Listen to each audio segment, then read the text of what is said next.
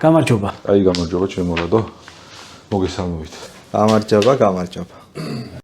სიტყვა გამარჯობა რა კარგ განწყობაზე გაყანებს გამარჯვებისთვის ემზადები ადამიანი და მით უმეტეს როცა მამების დროს იწყებდა როცა კარგი სტუმარი ყავს კიდევ უფრო კარგ განწყობაზე დგები ხოლმე ადამიანი. საერთოდ ჩემო რადო მამების დროში ყოველთვის კარგი სტუმრები. ხო, რა თქმა უნდა, ეგ თავისთავად ეგ არის აქსიომა. ხო და მამების დროს ბატონოელი აქვს ასეთი არ ვიცი, ოცნება, მიზანი, ფუნქცია, რომ ჩვენი შულებისთვის ძალიან ბევრი გავაკეთოთ. ვინც დაინტერესებული ამ საკითხით, შესაბამისი ინფორმაციაც მივაწოდოთ, შესაბამისი მაგალითებიც ვიცეთ, რომ ჩვენი შულები იყვნენ ბედნიერები.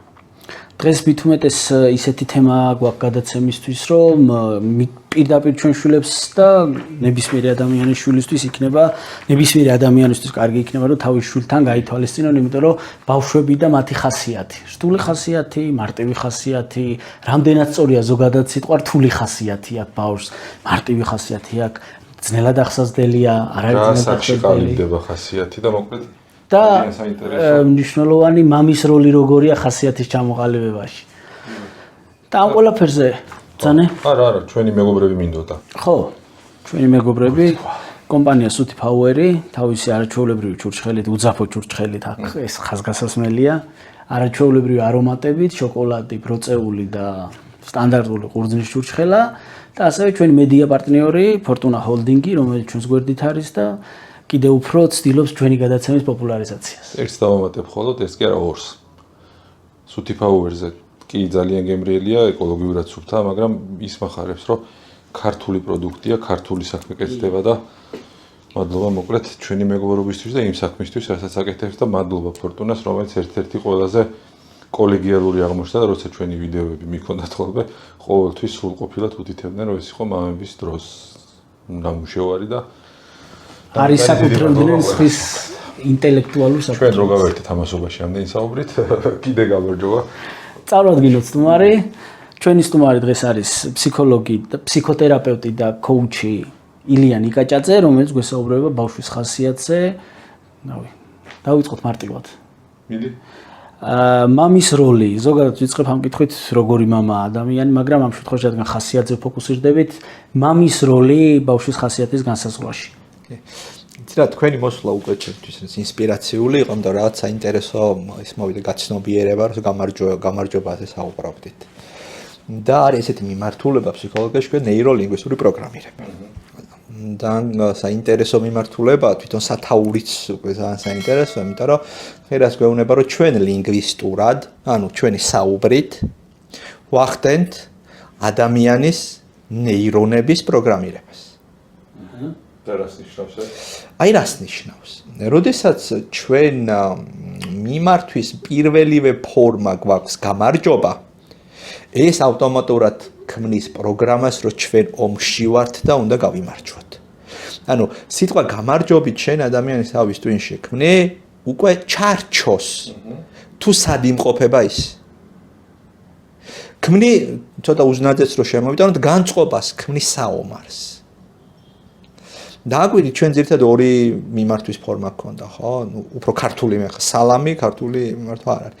მშვიდობა და გამარჯობა. და ორივე ომთან ასოცირებული. ოღონდ ერთი არის ზავის რეჟიმი, უფრო მშვიდობა უფრო ზავთან ასოცირდება, ხო? ანუ დამარცხებულ მტერთან არის თვლება, რომ მშვიდობას მიაღწია. და მეორე არის ზავი არა და მოიგე. ომი. არასოდეს დავფიქრებულა, რომ არ მოგეცეხა სხვათა შორის, რომ აი რატო უსურებ გამარჯვებას, რა შუაში გამარჯვება, ანუ ესე იგი რაღაცა იმაშია რა, ან ბრძოლაშია, ან რაღაცა მაქსიმუმ სპორტის იმაშია. აი მაგალითად რატო გვიხარია სპორტში ესეთი შედეგები, აი რაღაცა სხვა ქვეყნებს ხარ უხარიათ ასე როგორც ჩვენ. ალბათ ხო, ანუ შემდგარ ქვეყნებს ასეთი დიდი აჟიოტაჟი. იმიტომ რომ ის ქვეყნები არ არიან წაგება მოგების გამარჯვება დამარცხების რეჟიმში. ანუ მათი აზროვნების სისტემა მოგება, წაგება, გამარჯვება, დამარცხებაზე აი ამ ჩარჩოში არ არის მოქცეული. ჩვენ ამაში ვართ. ამიტომ ჩვენთვის ეს არის რომ აი რაც მისურვა და რაც ერთი 10,000 ჯერ უსურვებიათ, იმას მივახციე, მოვიგე. ეხტე? ხო. ამიტომ არის ეს რაღაცა მთელი ერის დღესასწაული. ამიტომ არის ხოლმე რომ პირობითად ქართველი ფეხბურთელის კომენტარებს აქვს რამდენიმე 10,000 ნახვა და ვიღაცას რო დადებენ ფრანკს, 15 ლაიქი. მიუხედავად იმისა, რომ შეიძლება ის ფრანგი უფრო დიდი ფეხბურთელი იყოს, ან რაღაცა უფრო დიდი სპორტსმენი. ეხლა ეს რას გვეუბნება? ეს გვეუბნება ეხლა გადავიდეთ ბარემ იმ ხასიათზე, რომ ჩვენ მშობლებს გვაქვს ძალაუფლება, განსაკუთრებით გვაქვს ძალაუფლება, შევქმნათ ბავშვის ფსიქიკაში გარკვეული ჩარჩოები და გარკვეული რწმუნებულებების შევქმნათ. აი ის რომ ჩვენ ბრძოლაში ვართ, სადაც უნდა გავიმარჯვოთ, ეს რწმუნებულება. რატო არ რწმუნებულება? იმიტომ რომ რეალურად სამყარო არ არის ბრძოლა, სამყარო ბევრი რაღაცა, მათ შორის ერთ-ერთია ბრძოლა, მაგრამ ზედმეტი აქცენტი ბრძოლაზე უკვე ჩარჩოში მაქცევს და რწმუნებულებაში მივდივარ. კი, რომ მხოლოდ ბრძოლა არ არის. ხო, ანუ ბევრი რაღაცაა კიდე სამყარო ბრძოლის გარდა, ხო, არის რაღაცა სიყვარულია, გართობა, კი ბატონო, სწავლა, რაღაცა შემოქმედება, ძილია, დასვენება, კი ბატონო. აუცილებლად და ჩორთო. ყველა ეს ასპექტი მნიშვნელოვანი. კი. ხდე.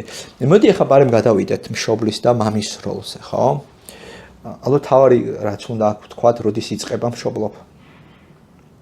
და ეხლა მახსენდება რაც ერთი ძველი იგავია თუ ბრძენთან დიალოგია, რომ აცაო ჩემი შვილიო 1 წლის არისო და როდის დავიწყო მისი ახსნა. კი არა და ჩემი მეუღლეო ორსულად არისო და რამდენი ბავშვის დაბადებიდან რა პერიოდში უნდა დავიწყო ბავშვის ახსნაო და ბრძენი პასუხობს რომ როგორ დაგიგვიანეაო. რეალურად მშობლობა იწყება ბავშვის ჩასახვამდე. აი შალვა მონაშვილმა ზუსტად ეგრე. იმიტომ რომ ბავშვი ჯერ იბადება მშობლების აღქმაში და მეხსიერებაში.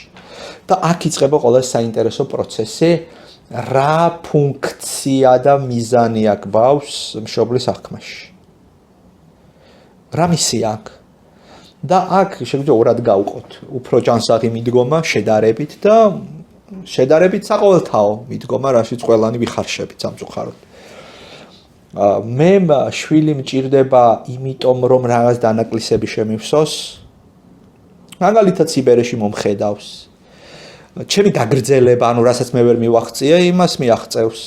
რაც მე არ გამოვიდა, იმას გამოუვა. ყველაზე დიდი შეცდომა ალბათ. ხო, საკუთარი ოცნებების რეალიზებას რო შვილში ვცდილავთ. ამაში ვართ, მოდი ვიტყვი 99.9% ადამიანების, რატომ? იმიტომ რომ ჩვენ თუ გვაქვს დეფიციტი რაიმე ცხოვრებაში, ავტომატურად ამ დეფიციტს ავსებს ვინ? ვინც უპირობოდ დათანხმდება ამასთან. ნუ პატარა ბავშვი დათანხმს სხვა რა გზა აქვს, ხო? მეორე ჯანსაღი მიდგომა არის არა დეფიციტით შექმნა, ანუ დეფიციტიდან წამოსული შვილის სკოლის, არამედ პროფიციტი. პროფიციტი ნიშნავს, რომ მე მაქვს ძალიან ბევრი ენერგია და მინდა ჩავდო. ინვესტიცია არ არის ეს, ინვესტიცია რა არის? ხო, ინვესტიცია რომ ჩავდე და უნდა ამოვიღო. ეს არ გაცემა უბრალოდ, უპირობოდ გაცემა. და ეს მხოლოდ იმ ადამიანს შეუძლია, ვისაც თავის ცხოვრება დაალაგებული აქვს და დაწყობილი აქვს. აი, ძალიან მარტივად რო ვთქვათ, პლუსში ხარ შენ ცხოვრებაში, იმიტომ რომ ყველაფერი დაალაგე, მოაგვარე, არც სიყვარულის ნაკლებობა გაქვს, არც რეალიზაციის ნაკლებობა გაქვს, არც ბედნიერების ნაკლებობა გაქვს. იდეა შვილის გაჩენის ეს არის. და აი საიდან მოდის ხო ეს იდეა, რომ ჩვენ ვართ ღმერთის ხატი და მსგავსი. და ღმერთმა ჩვენ მოგცა თავისი შემოქმედებითი უნარი. და რა იყო შემოქმედებითი უნარი? როგორც თვითონ შექმნა ადამიანი, როგორც შექმნა ადამიანი, ხო, გამოძერწა და შთაბერა. ეს შთაბერა არის რომ გასცა. მიხდი? ანუ იდეაში ჩვენს ამ რეჟიმში ვართ, რაც უნდა შთავბეროთ, რაც ბევრი გვაქვს, რითაც ვართ სავსე შთავბეროთ. როგორც თქვი სამწუხარო რეალობა ის არის, რომ ჩვეულებრივ შემთხვევაში ცოტაა ასეთი ადამიანი, მათ შორის ჩემ თავსაც სამწუხაროდ ვერ მივაკუთვნებ ამ კატეგორიაში, რომ ყველაფერი დაწყობილი დალაგებული აქვს და გაცემის რეჟიმშია შილებთან ურთიერთობა. სამწუხაროდ, როცა ეს ამას რომ მივხვდი, ძალიან ისე მძიმე დარტყმა იყო ეს ჩემთვის, რომ თურმე რამდენი რამის ვაფუჭებ ჩემი შვილის ფსიქიკაში, იმიტომ რომ ჩემი ვერ დამილაგებია და მომიგვარებია. და სხვა შორის როდის მივხვდი, იცი, ამას ერთი ძალიან საინტერესო ცოტა სამარცხვინო ეპიზოდია, მაგრამ ალბათ მოვყვები, იმიტომ რომ საინტერესო ეპიზოდია. ალექსანდრე იყო ალბათ 2 წლის, სადღაც ესე. და კისერზე მეჯდა და საიდანაც მოვდიოდით და კისერზე მიზის ხელებთან მიკავია, იმიტომ რომ ძალიან მოძრავი ბავშვი იყო, შე გადმოვარდნილი იყო და ზაკეჭი რეზინი მაქვს და ხელები დაკავებული მაქვს და რა ვქნათ და გადმოვაფურთხე რა ეს ზაკეჭი რეზინი და გზევიდანაც ეს რაღაცეები მესმის. და აი აქ მივხვდი რომ ყველაფერი მიაქვს რა. ყველაფერი მიაქვს და ყველაზე მეტად მიაქვს ცუდი. და აი აქ მივხვდი რომ ფაქტიურად ყველაფერი ის წაიღო, რაც მე თავის დროზე ვერ დავალაგე და ვერ მოვაწესრიგე. ეს ხოთიშორი ძალიან კარგი мотиваცია იყო იმისა, რომ აი უფრო მეტი მემუშავა საკუთარ თავზე. იმიტომ რომ აი რაღაც თითქოს აი მიკროსკოპში დავინახე ყველა ეს გამოწვევა, რაც ვერ გადავლახე და ვერ დავცლი. ხო, ეხლა რაც ეს რო შევაჯამო, ახლა მშობლობა იწყება საკუთარი პრობლემის დალაგებით და მოგვარებით. ხო, იუნგს მიაწერენ ამ ციტატას. ორიგინალ წყაროებში ვერ ვიპოვე, მაგრამ კარგი ციტატაა და კონდეს იუნგს მოუხდა. ყველაზე დიდი ტვირთიო შვილებისთვის არის რომ მშობლების შეუმდგარი ცხოვრება. ყველაზე აი კითხვა, აი რა უნდა გააკეთო შენი შვილისთვის? ყველაზე ისეთი გავრცელებული კითხვა. მოაგვარე შენი ცხოვრება. დაალაგე. შეიძლება ჩავშალო, აი რა უნდა დაალაგო. აი პირობითად ავიღოთ მამა, დედა და შვილი, თქვენ გოგოები რო ხავს ვიცი? ორი ვარ, რაღაც პარიტეტია, მე ერთი ბიჭი ერთი. ავიღოთ გოგო. თუ მამა კაცს აქვს, როგორ ვთქვათ, არ არის ბედნიერი კაცი, მოდი ესე ვთქვათ, ხო? პირადი ცხოვრება აქვს დაულაგებელი. ხო, შეიძლება ცოლი ყავდეს კაცო, არ ნიშნავს დაალაგებულ პირად ცხოვრებას, ფორმალური ქორწინება. და ბავშვი იზრდება ამ რეალობაში, სადაც დედა, მამა არ არიან ბედნიერები ერთად. რა სწავლობს ის ამით? ის სწავლობს, რომ ის ამას იღებს როგორც მოცემულობას, რომ ვერ იქნები ბედნიერი ამ ცხოვრებაში როგორც ქალი. არ არსებობს ბედნიერება. აბა თუ არსებობს სად არის მათ შორის, აი, ჩემი ავტორიტეტები ვინც არის, არ არიან ბედნიერები, ხო? ეხლა მეორეს ხრივ ნახე ის თუ დედა არ არის ბედნიერი, იღებს დედა როგორც იდენტობის საშუალო, მე ვარ მომავალი ეს ქალი. მიხდი არ მე როგორც ქალი არ ვარ ბედნიერი, როგორც დედა არ არის ბედნიერი. და შვილები, გოგოები განსაკუთრებით ხშირად არის ხოლმე რომ სოლიდარობას უცხადებენ ხოლმე დედას. ანუ თუ დედა არ არის ბედნიერი ქალი, ბავშვი ცდილობს რომ მასთან იყოს ამ უბედურებაში და თვითონაც შემდეგ არის უბედური ქალი. ეხლა კაცის შემთხვევაში, მამის შემთხვევაში რა როლ მოდელს იღებს, რომ მე არ შემიძლია გვერდით ყავდეს ბედნიერი მამაკაცი. მაგას ფიქრობს? ამას იღებს როგორც მოდელი. და შესაბამისად ირჩევს ისეთ კაცს, რომელსაც გავსი სცენარი აქვს, რომ მე ბედნიერი კაცი ვერ ვიქნები. ანუ ფაქტიურად ჩვენი უბედურებით ბავშვის ფსიქიკაში შევქმნით უბედური ადამიანის მოდელი. ეხლა მოიცა სხვა მაგალითი მოვიყვანოთ. არ არის რეალიზებული. რეალიზებაზე ორ ნაწილად იყოფა ხოლმე. ერთი რომ შენ ბედნიერი და კმაყოფილი ხარ შენი საქმით და მეორე პულშეულობ. ორივე ძალიან მნიშვნელოვანია, იმიტომ რომ თუ ერთი აკლია, თითქოს რაღაცა კოჭლია. თუ ბავშვი ხედავს მშობელს, რომელმაც ვერ შეძლო რეალიზება, კარიერული, ხო? ბავშვი ამას იღებს როგორც ტვირთი. და შესაბამისად შედეგით რა გვაქვს ხოლმე იცი? ან ჰიპერრეალიზებული ადამიანი, აი ძალიან ფულზე ორიენტირებული როა, ძალიან ქონების დაგროვებაზე ორიენტირებული როა, ვაფშე არასდროს არ ყოფნის რა. აი იშოვა მილიონი, რაღაცა ფარეხში უდგა 30 მანქანა, 50 სახლი დაკეტილი, მაგრამ არ ყოფნის, აგძელებს ისევ დაგროვებას. ეს არის იმის კომპენსირება, რომ ნახე მან ნახარა უბედურება და ტკივილი უფულობით გამოწვეული. ეხლა ცდილობს ამას რადიკალურად გაექცეს. და საპირისპირო მდგომარეობაში გადახტა. ან ვიღებთ იმას, რომ ისევ იმეორებს და როგორც მამა იყო უფულო, ისე მე ვიქნები უფულო. თუ იმენი ცხოვრა უფულოდ, მეც ვიცხოვრებ უფულოდ. ამით მე ვის გვერდით ვარ, იმიტომ რომ ბავშვისთვის ძალიან მნიშვნელოვანი არის არა უშუალოდ ფული, არამედ ემოციური კავშირი მშობლებთან და თუ უფულობა მე მშობლებთან ემოციური კავშირის შენარჩუნების საშუალებას მომცემს, მე თანახმა ვარ ვიყო უფულოდ.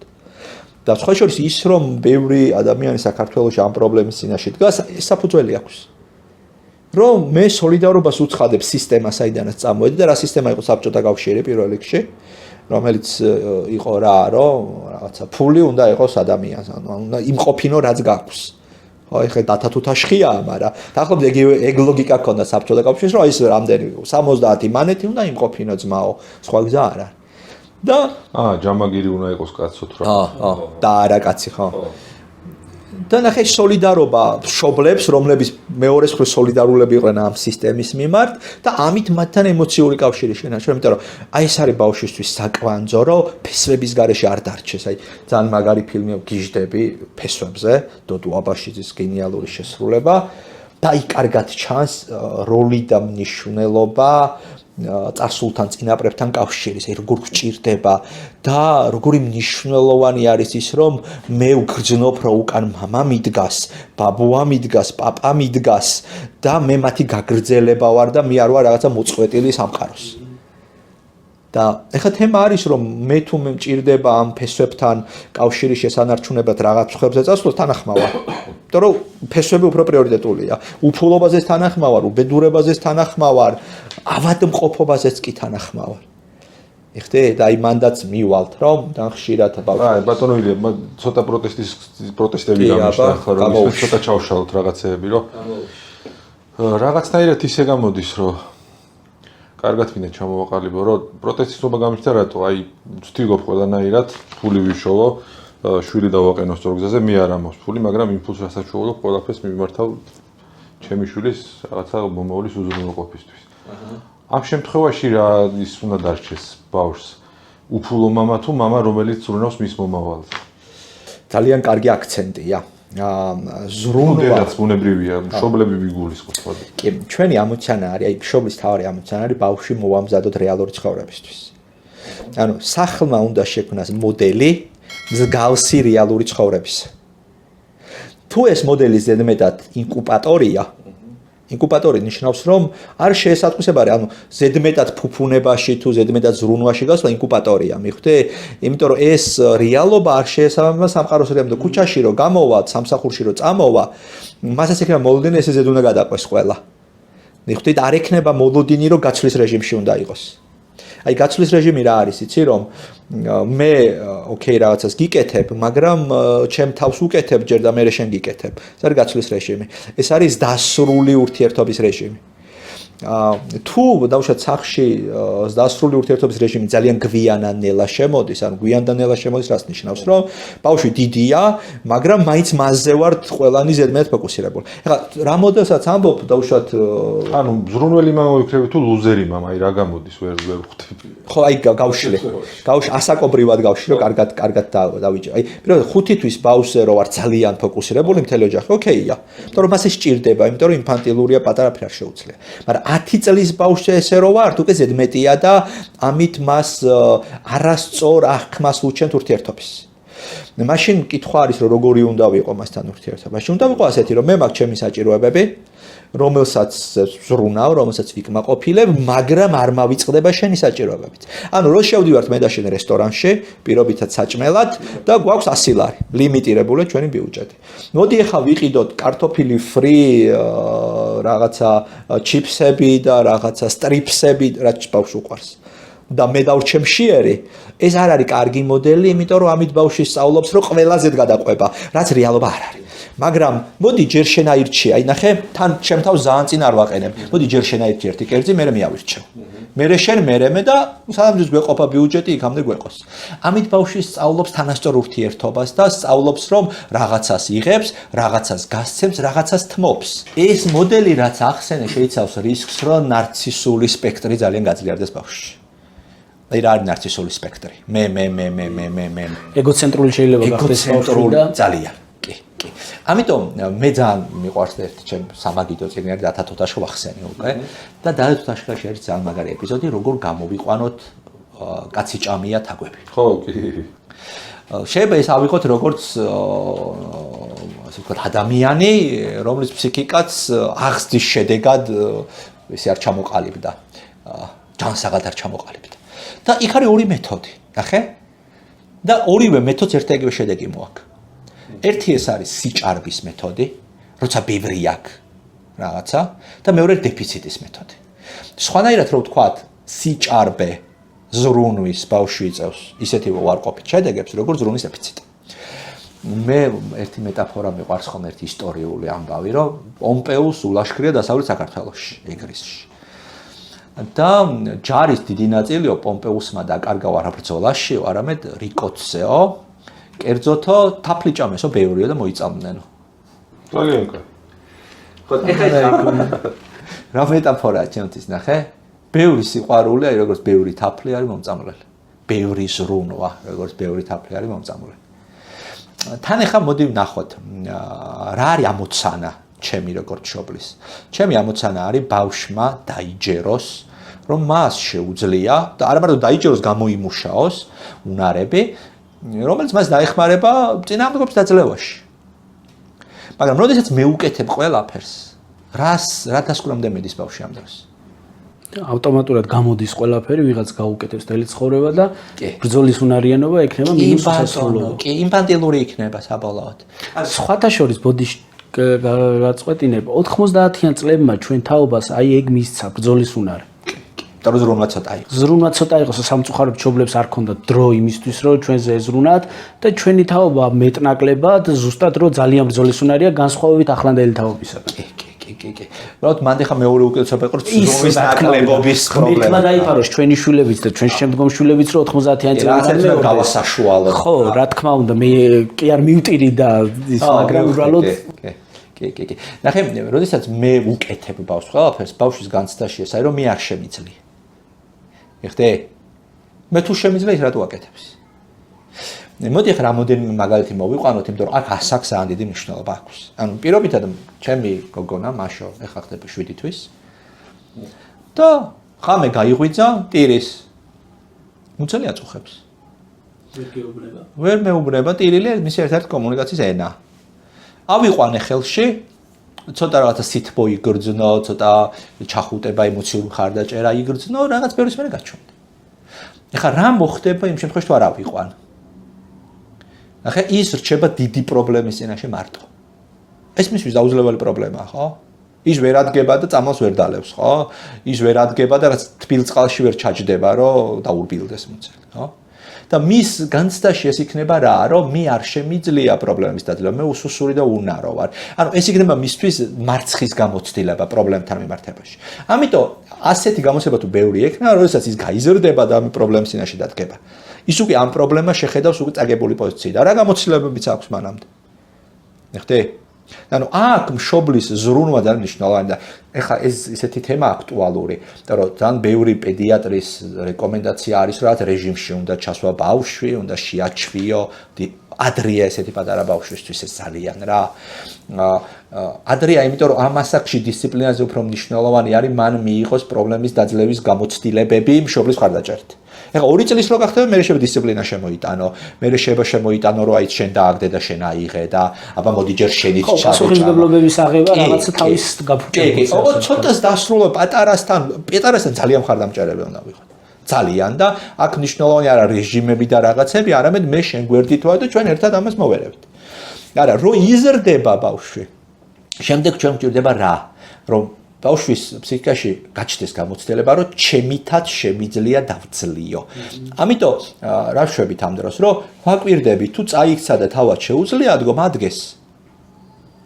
თუ წვალობს მის დაჭრაში, მაგრამ ჭრის, დაჭრას თვითონ მოუნდეს 1 საათი არა უშავს. მაგრამ მიხვდება რომ აი რა ტიპები ჩიტებიან, იცი, მე თქვენაერი ტიპები ჩიტებიან, ნახე? ამდენი ხანი გადაცემას აკეთებთ და ჯიუტად გჯერათ, რომ ეს გადაცემა მაგარ შედეგებსაც მოიტანს, სპონსორების გაყოლება და ასე შემდეგ. მე ბრძოლი ტიპები ჩიტებიან. და არა ტიპი რომ არ გამოდის და დავანებოთ თავი და მე ვიღაცა მოვა და გაგვიკეთებს.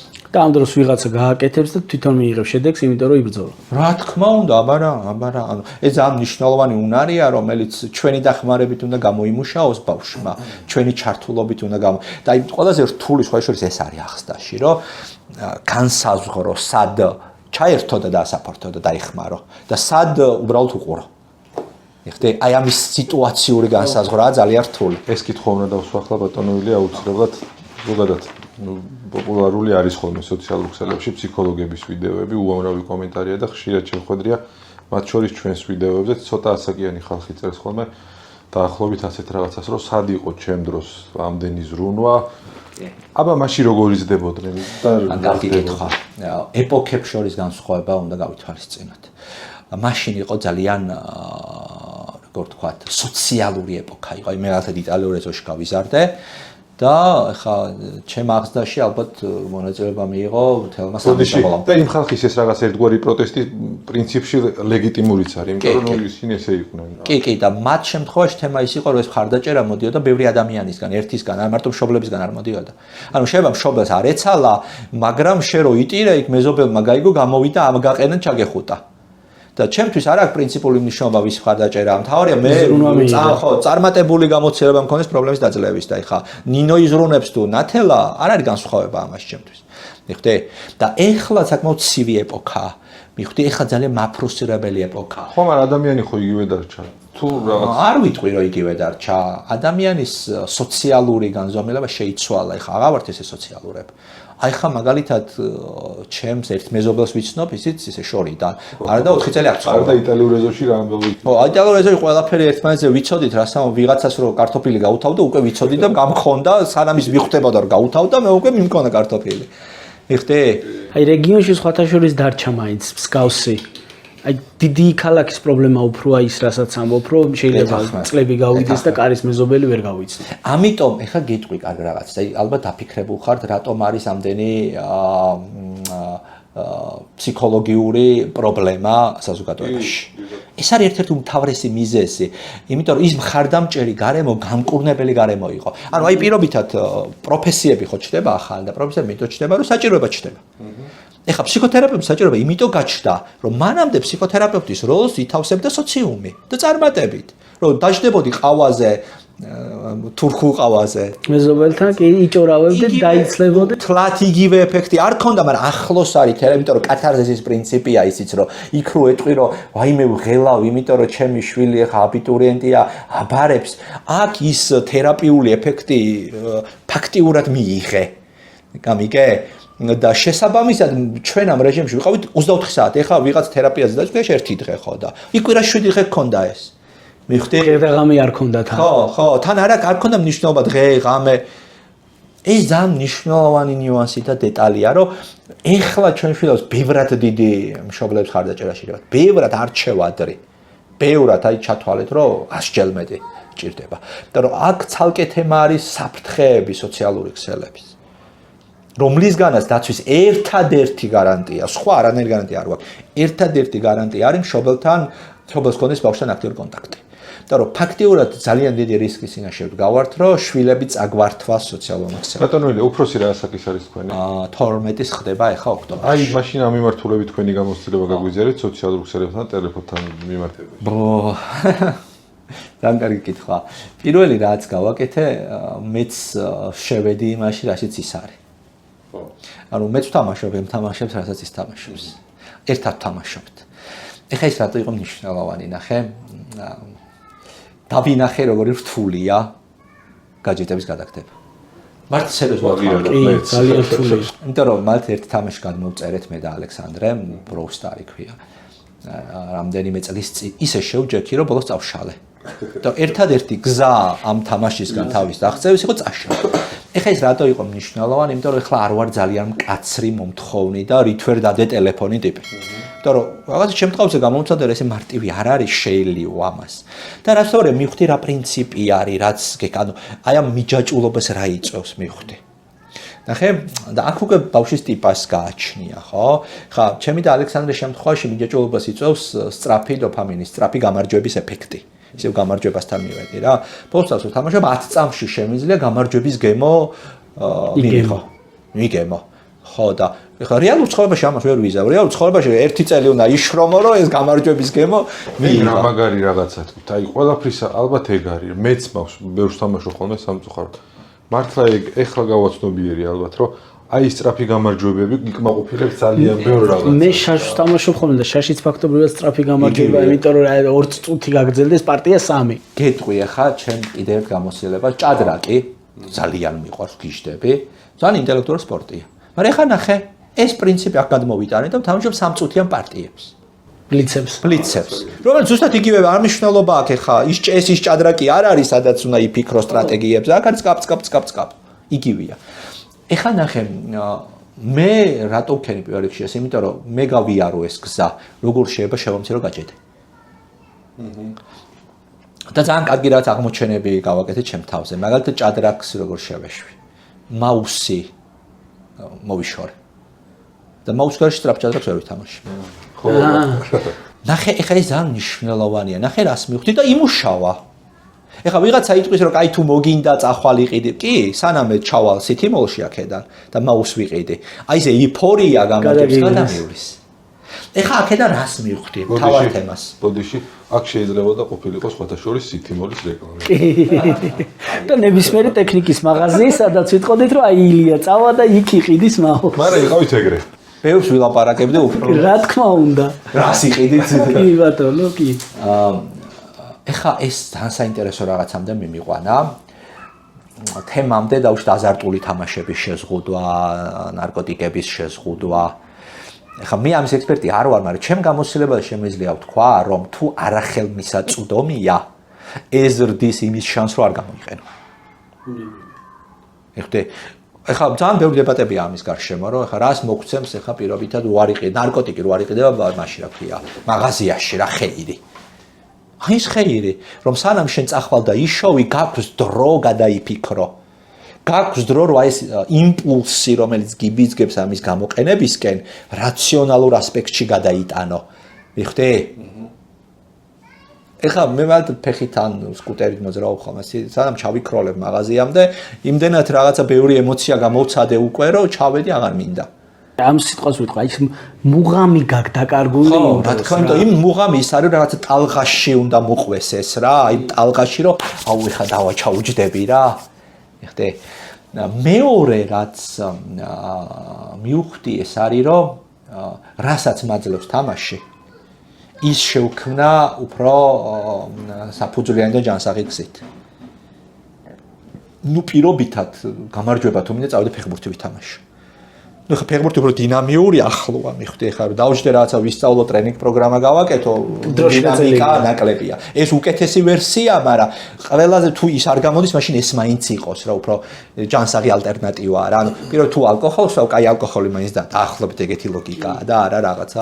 აი ხლა იმ შაშზე რაც წეღავ თქვით, მარტივი პარტია ახლა 2-3 წუთი გაგრძელდეს, მოწინააღმდეგეს გააჩინა, რამდენად სწრაფად თამაშობს, მაგრამ 5 წუთზე მეტი არ გაგრძელდება და თუ მოიგე ძალიან კარგი განწყობაა და გუშინ წინ იყო ზუსტად მახსოვს სამსახურში მივდიოდი მეტროდან რო ამოვედი ავტობუსს მივყვებოდი და ჩავრთე და ძალიან დიდი უპირატესობით ვიგებ და გაუაზრებელი სვლა გავაკეთე 5 ქვა მომიკლა 1 სულით და წავაგე მთელი დღე ვიყავით სულ განსხვავებული ეს როგორ დამემართა და მე მივხვდი რომ ვიღაცასთან რომელიც არ ვიცი ვინ არის არაფერი არ წამიგია რეალურად რაღაცა ძალიან იმოქმედა ამან ნახე აქ ესეთი თამაშებით ჩვენ ვიღებთ კორტიზოლი დოფამინის იმას რა მონაცვლეობას სწრაფს და ეს გაძლევს ძალიან დიდ ემოციურ იმას რა დისბალანსს რაც გარკვეულწილად მიჯაჭვულობას იწვევს გარკვეულწილად სიცოცხლის განცდა გაქვს იმიტომ აი ცივი ცხელი წყლის ეფექტი აქვს მაგრამ საბოლოო ჯამში ნუ გამოდის ისე რომ უფრო დანაკარგში ხარ ვიდრე მოგებაში ამ კუთხით. ხო, ეხა იმას გავაგრძელებ, ნახე, ანუ რა შედეგამდე მივედე, როგორ მეტნაკლებად დავარეგულირეთ ეს პრობლემა. ნახე, პირველი ძალიან ხელმისაწვდომი არ იყოს, ძალიან. ეს ერთი. მეორე თემა, ლიმიტი. თუ სრულად აუგზავნავ, შეიძლება ამან გამოიწვიოს პირიქით ძალიან ამის სურვილი და მე 24 საათი თამაშობს. თორე კლასში ნახავს რომ სხვები თამაშობენ, რაღაცა მოწყვეტილად იგრძნობს თავს. ლიმიტის ოპტიმალური რაოდენობა არის, ნახე, ასაკიდან გამომდინარე. ანუ რაღაც 12 წლის ბავშვისთვის სადღაც საათნახევარი 2 საათი გამოდის რა. დღის მანძილზე. დღის განმავლობაში. კი. და ნუ ეხა სოციალურ ქსელებს კარგი ისაა, რომ უბრალოდ სოციალურ ქსელებს არ აქვს, მაგრამ ყოველ შემთხვევაში iPad-ზე არის ეს ფუნქცია, რომ დააყენო ლიმიტი და ამოგიგდებს რომ ამოწურე. და რო შეხსენება ეს სხვათა შორის family link ეგეთი ფუნქცია აქვს და მან შეგიძლია შვილის gadget-ში წერა ამ პროგრამას, შენც გაქვს და არა მარტო ლიმიტს უყენებ, შეგიძლია სრულად აკონტროლოს, რას მოიხმარს, რას აკეთებს. ძალიან კარგი პროგრამა, მე და ჩემს შვილს მქონდა და პლუს ძალიან კარგი რაც აქვს ამას, ასევე გადაადგილებას ნახულობ შენი შვილისას. location. ხო, კარგია ნახულობ. კარგი Google-ის აპლიკაციაა და ძალიან ჯანსაღი აპლიკაცია. ხო, რო გავაგზავნო, ნახე 4 რაღაცა. ერთი ეს არის, რომ არ იყოს ძალიან ხელმისაწვდომი, ლიმიტის დაყენება, რაც gadget-ების მოხმარებას შეამცირებს. შემდეგ, თუ თამაშობთ, მოდი ერთად ვითამაშოთ და ეს რაც teamwork იყოს, რაც გუნდური აქტივობა იყოს. სადაც ერთმანეთთან ვისაუბრებთ, კომუნიკაცია, ანუ ამ კუთხით ახლა ბევრად უფრო კარგი არის ტელეფონში თამაშზე, მეტად კარგი არის PlayStation-ი, რომელსაც უფრო მეტი გუნდური, ესე ვთქვათ, აქტივობის რესურსი აქვს. და მეოთხე ალბათ ყველაზე მნიშვნელოვანი არის ჯანსაღი ალტერნატივების შეთავაზება. ანუ პირობითად ახლა მოამზადა ამ ბავშვმა გაკვეთილები, ყველაფერი გააკეთა, რაც ევალებოდა. მე რა ვქნა? აი მეუბნები რომ არ ითამაშო, რა გავაკეთო? ციგნის წაკითხვა აღარ მინდა დავიღალე. ციგნისა დამღლელია ხო, უკვე ეხლა დავიღალე, ვიმეცადინე ხო ამდენი ხანი ხო? რას შვები? ამიტომ აქ უნდა გქონდეს გამზადებული ვარიანტები, რომ აი წამო ეზოში ჩავიდეთ ვითამაშოთ. მოდი აი რაღაცა სამაგიდო თამაშები ვითამაშოთ. მოდი რაც ჩელენჯები მოვაწყოთ სახლის პირობებში. ხო, მაგრამ დაღლილი ვარ მოსული. აი მანდ არის ზუსტად პრობლემა.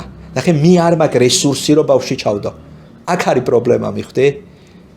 ანუ მე სახში მივდივარ არა სავსე, არამედ ცარიელი და სახში მივდივარ და ბავშვისგან ველი რომ აქეთ შემავსებს. ამ დროს პირიქით არის, ანუ ჩემ პასუხისმგებლობა არის მივცე და არა ავიღო. ეხლა ეს ახლა რაც თქვით, ალბათ მთავარი თემა არის, რაც საქართველოს მშობლებს გვაქვს, რომ იმდენად გვიჭირს ჩვენი ნაწილის მოგვარება, რომ სახში სავსები ვერ მივდივართ ფაქტიურად რა.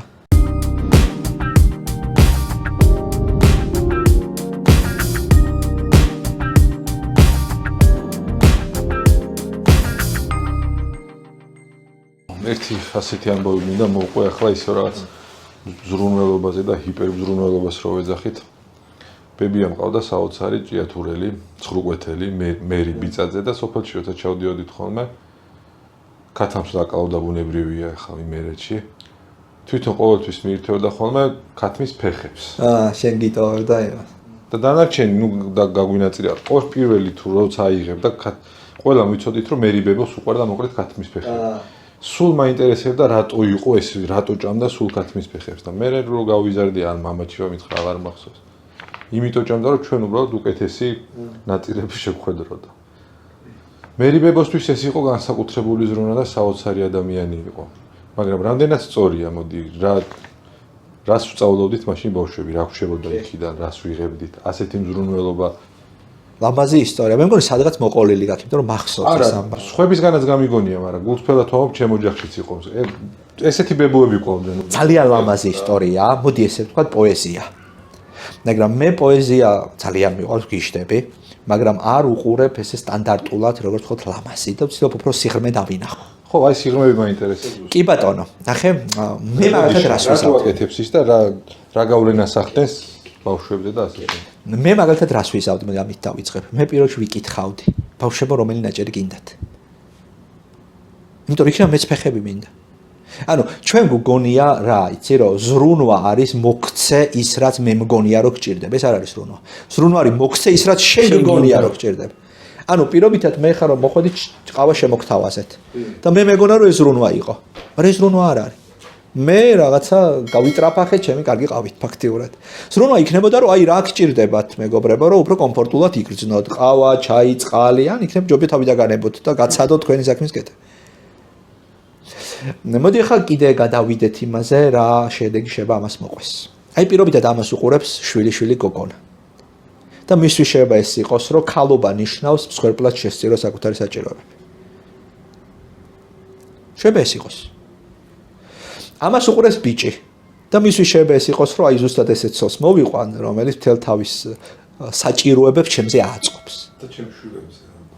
ეხლა შენ შემთხვევაში შეიძლება შენი ეს ჰიპერზრუნვა სწორედ აი ამის არ ვიცი შეიძლება ჰიპერ არ არის ხო და ზომიერი ზრუნვა არ ვიცი მაგრამ ეს ზრუნვითი თემის ესე წამოწევა შეიძლება ამის ეს მოდელი წამოიღე პირდაპირ რა არის მაშინ უფრო ოპტიმალური და ჯანსაღი ზრუნვა პირველი ვიკითხოთ რა უნდათ ბავშვებს შეიძლება ხათამ ვაფშე არ უნდათ და რატო ვიკლებთ კაცო ამ ბარკლებს ეგრე რო გითხოს უშაურმა უნდათ ხო გასაგები აქაც შეიძლებოდა ყოფილიყო რომელიმე საშაურის რეკლამა კი შაურმაზეც მივიდეთ ან კვების თემა ძალიან კაი თემაა ბავშვებთან მეორე ნახე დაუშვათ შენ მითხარი რომ გინდა თეთრი ხორცი და მეც თეთრი ხორცი მიყვარს აქ მე გეკითხები აი რა გავაკეთოთ ბებო როგორ შეიძლება რომ ორივეს რო თეთრი ხორცი გვიყვარს ეს დილემა გადაწყდეს ნახე რა მაგარია გისმენ და ბავშვი ამ დროს სწავლობს რომ ვა ჩემი აზრი მნიშვნელოვანია ესე იგი ვიღაცა ძალით კი არ თავაზობს რაღაცა თავის გადაწყვეტილებებს არამედ მე ტიპი ვარ უკვე პიროვნება ვარ ესე იგი მე რაღაცები შემიძლია და თან ბავშვი სწავლობს გამოსავლის პოვნას ანუ ცხოვრებაში თქვენ ესე დილემის წინაშე დადგებით რომ რაღაცას ვერ იყოფთ რა და მე შეიძლება აღმოჩნდეს რომ არ გაქვს შენ ჯანსაღი გამოცდილება გაყოფის შენ გაქვს გამოცდილება რომ გითმობენ ხო აი ოჯახის კონფლიქტები ზედა აქედან მოდის ეხლა გეტყვით საიდან მოიძრა კონფლიქტი? ბიჭი, რომელიც გაიზარდა დომინანტური მამის ოჯახში, სადაც დედა ყველაფერს უთმობს მამას, მას არ ესმის, როგორ შეიძლება ჩემმა ცოლმა არ დამითმოს რაღაცა, როგორი ფარდები უნდა ეკიდოს სახლში, ან რაში დავხარჯოთ თვიური ბიუჯეტი. ანუ, იმიტომ რომ მას ალტერნატიული გამოცდილება არ აქვს და მის საქმეში ეს არის ერთადერთი ჭეშმარიტი გადაწყვეტილება. მას ეს დიალოგის რეჟიმი არ ქონია არსად, რომ აბა როგორ ჯობია, შენ ეს გინდა, მე ეს მინდა, როგორ გადავჭრათ ეს პრობლემა. და აქ შეიძლება ბავშვმა გითხრას, რომ ბებო, მოდი შენ მიირთვი რა. ნუ ან მამა, იმიტომ რომ შენ ახლა დაღლილი მოხვედი, თან ახლა ისა უფრო ასაკში ხარ, უფრო გჭირდება. ხო, აქ ნახე რა სწავლობ, ბავშვი სწავლობს ზრუნვას. ან შეიძლება გითხრას, რომ მოდი მე ძალიან მინდა და ეხლა მე შევჭამ. აქ ბავშვი სწავლობს საკუთარ სურვილებზე ფოკუსს. და ესეთი ბავშვი არის იქნება მსხვერპლი ოჯახში. მიხდით რომ ის არ შეგუება, აი პირველივე გამოვლინება როცა იქნება მის ჩაგურის. ეგრევე წამოვა იქიდან. როგორც წესი პრობლემა რატო ახალმა, იცი რომ პირველი გამოვლინება გავატარეთ, მეორეც გავატარეთ, მესამე და უკვე ძალიან შეტოპილი გვაქვს და გვიჭირს აქედან გამოსვლა მერე. ეხტე სხვათა შორის პრობლემა ხშირად ვიცით, როდესაც თქვათ სტუმარი მოვა და ბავშვის სათამაშო მოეწ. მიეცი შვილო ითამაშოს და ეს ამბობს, არა ეს ჩემია და მე არ მინდა რომ იმას. არა შვილო მიეცი, ვათმობინებთ. ვაიძულებ. ვაიძულებთ რომ დათმოს და ეს ბუნებრივია რაღაცა გან იმას ახდენს ბავშვის ხასიათზე განწყობა. ხდება მე დამთმობი ტიპი. თვითონ უნდა გადა, აი თავი არის ბავშვმა ისწავლოს, რომ ნებისმიერ კის და არ აქვს თავის შედეგები. პირობითად მე თუ შენ სათამაშოს არ მოგცემ სტუმარს, შეიძლება სტუმარი გაბრაზდეს და მეორედ აღარ გეწვიოს. ეხლა შენ გადაწყვეტე, რა გირჩევნია, სათამაშო გქონდეს თუ უფრო ხშირად მოვიდეს სტუმრად. ორივე გადაწყვეტილება სწორია. უბრალოდ შენ მზად იყავი იმისთვის, რომ თუ არ დათმე, ისე მხიარულად ბავშვებთან ვეღარ გაატარებ ხოლმე დროს, იმიტომ ნაკლებს მოუნდება შენთან ურთიერთობა, მაგრამ თუ გაწყობს, ოკეია. ხარიან ტიპები არ არიან ესეთ სოციალური ზედმეტად სოციალური ბავშვები და თავის სათამაშოებთან თამაში ურჩევნიათ, ვიდრე ყოველ დღეს თუ მარიყავდეთ. არიან პირიქით ტიპები, რომლისთვისაც ეს ფიზიკური საგანი არ არის ღირებული, მაგრამ ურთიერთობა აღირებული. რას მთავარია სწავლობს გადაწყვეტილების მიღებას და შედეგებზე პასუხისმგებლობის აღებას. აი ერთ-ერთი მთავარი პრობლემა რაც ახლა ქვეყანაში გვაქვს, არ ვიღებთ შედეგებზე პასუხისმგებლობას. რა პირობითად ფული არ მაქვს, ვისი ბრალია? ჩვენი არა. ჩვენი არა, ჩვენ ვამბობთ რომ ჩვენია, რეალურად ჩვენი ბრალია, მაგრამ ყველაფერს დავაბრალე. ყველას ბრალია ჩვენს გან. რა ვერსიები ვარ სკოლავების ბრალია, ღმერთის ბრალია, მშობლების ბრალია. მთავრობას ცოტა პასუხისმგებლობა აქვს. მთავრობა ცოტა შეიძლება დავაბრალოთ, მაგრამ არც ბოლომდე. ხო, არც ბოლომდე. ხო, ან რა ვიცი მე არ გამიმართლა. ჩორას ქვი არ გაგიმარა, რამდენჯერ ცადე. და მე აღმოჩნდა რომ ერთხელ ცადა და არ გამიმართლას ერთ კაი ისტორიას მოვყვები. როგორც წესი ხო ვიცით, აი მე რო პატრონი მყოლო და მაგარ ფეხბურთს ვითამაშე, მე რო პატრონი მყოლო და მეცნიერი გამოვიდოდი და სტანდარტულად ყოველას პატრონის ნაკლებობის გამო გვაქვს, რა პრობლემებიც გვაქვს და ერთხელ თმას ვიჭრი და როგორც წესი სალონში ხო ორი ვიღაც იქძის და იყო დრო რომ თმა მქონდა. იქით ორი აუცილებლად ზის ვიღაც რომელიც ჭორაობს. და ორი ქალბატონი ჭორაობს და ახლა გესმის რა დაახლოებით ამ ხელა სივრცეა და ერთეონობს. აუო, ესე იგიო ბავშვობაშიო იცი რა მაგრა უკითხაობდიო? რასაც მე რო პატრონი მყოლო და იცი რა უკითხავი გამოვიდოდიო? ესე იგი ძლივ შევიკავე თავი, ყველაფერზე გამიგია რომ პატრონი მყოლო და აი კითხაობაზაც თუ პატრონი როგორ ვერ დაინახა რომ პატრონი არ ეყოლებოდა იმ ჭიქაში. თორე ჰარვარდის კითხაობის მაგისტრატურის დამთავრდა. აუცი მე რო პატრონი მყოლო და დოქტორი იქნებოდა და მკითხა. მაგარი მკითხავი გამოვიდა.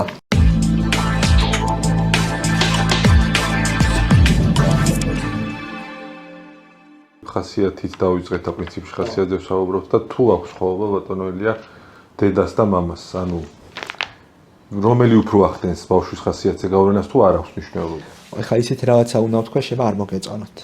იმიტომ რომ მამების დრო ქვიათ და ეს უფრო გლობალურად არ მოგე. ნახე. მივხვდი. პირველ წყარო ბავშვთან ურთიერთობს არის დედა. ბავშვი მამას აღიქვავს დედის გავლით. ეს რას ნიშნავს? ეხლა ეს ძალიან მნიშვნელოვანი რაღაცაა, ხა ცოტა არც მე მომეჯონა რომ გავიგე ხა, მამა ვარ.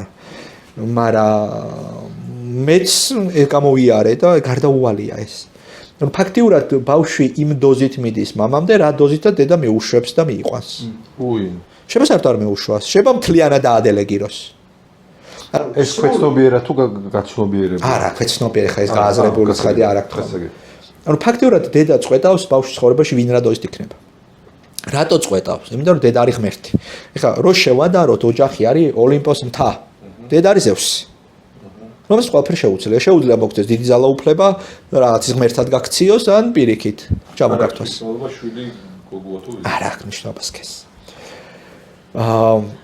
ეს ნიშნავს რას? ეხლა გეტყვით, ამ ნიშნავს რაღაცას ნიშნავს. შეიძლება მამა იყოს ლოთი და რაღაცა უკანასკნელი ადამიანი, მაგრამ ბავშვმა მიიტანოს როგორც გმირი.